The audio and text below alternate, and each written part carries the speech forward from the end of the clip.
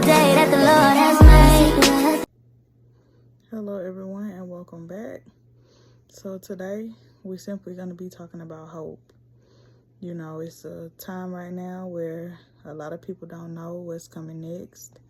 We don't know what the future holds, and we simply just have to put our hope and our trust in God. Because one thing that his word does say is that many are the afflictions of the righteous, but the Lord delivers us from them all. So that simply means no matter what we go through, he already made the way out.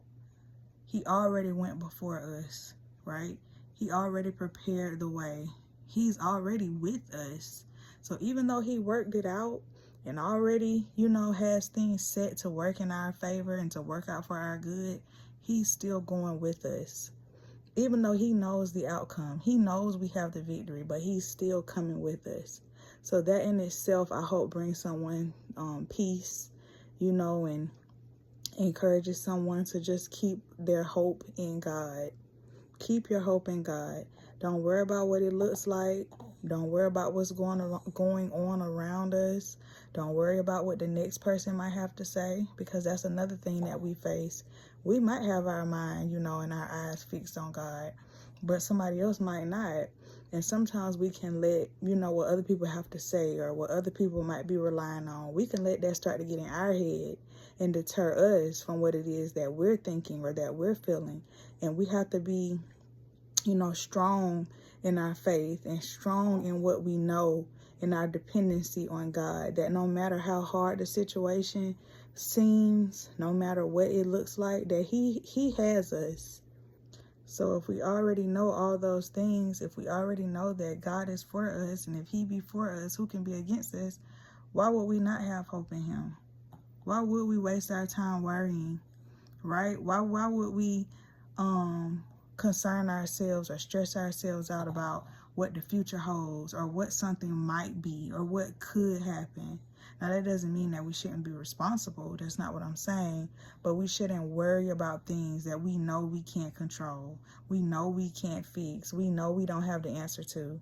That's why we got to have faith and hope in God, because he said to give him all our worries, right? Anything that we're concerned about, anything that's burdening us, no matter how small, no matter how big, we're supposed to give that to him, right? Because he can bear the weight. He can bear the weight of our worries. He's not going to get stressed out, right? He's not going to get sick behind worrying how he going to fix something, because he's the ultimate. He's the beginning and the end, right? He's all sovereign. Everything is in his hand.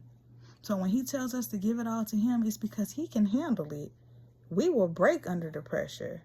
And that's why it's his strength that we rely on.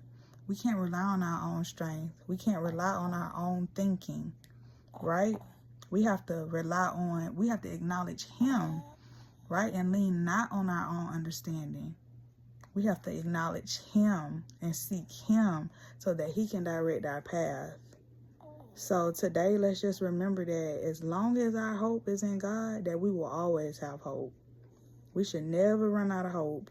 We should never run out of trust, because if it's in him, how can we fail? Because he can't. So if he can't and we're in him, then we can't. And that's what we have to remember. We have to remember that, right? It's our faith that sustains us. It's our faith in him. It's us reading the word and reminding ourselves of those things that he did in the past, because the same God that he was then, he's the same God now.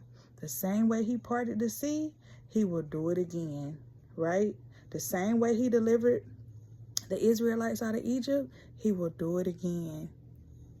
All those mighty and powerful things that God did, in the Old Testament, in the New Testament, everything that's in that Bible, it's not old in the sense of, oh, that was then, those things happened then. No, he can do that stuff now. We got to have the faith, right? We have to call on him. We have to invite him into our situation. So for anybody out there feeling like there is no hope, or they don't see the point, or everything's just going to always be the same, that's a lie from the enemy. That is a lie from the enemy. Nothing is too hard for God, right? Nobody can be so far that they can't get back to God. You can always turn back to him. Even if you've been for years going in the wrong direction, for years running away from God, for years not wanting to hear anything from him or, you know, have a relationship with him, it doesn't matter. You can start today. You can start now because his arms are wide open. Wide open. He loves us. It is not his will for any of us to perish. He wants us all to know him. He wants us all to know him.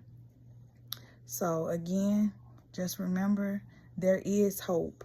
There is always hope as long as your hope is in the right place. And that's in God. That's in God. So anybody feeling like they're at their wits' end, talk to God about it. Give it to God. And tell him, be honest. I don't see no way out. I don't see how you're going to fix this. Show me, God. Show me. And I guarantee you, when you cry out to him, he will respond. He will respond.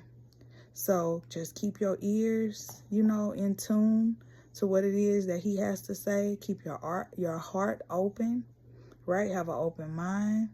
Have a willingness to hear from him.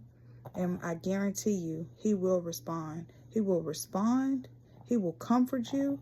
And he will deliver you from your situation. So everybody be blessed. Until next time. God is giving me, I'm not gonna waste this joy deep down inside me. I'm not gonna share.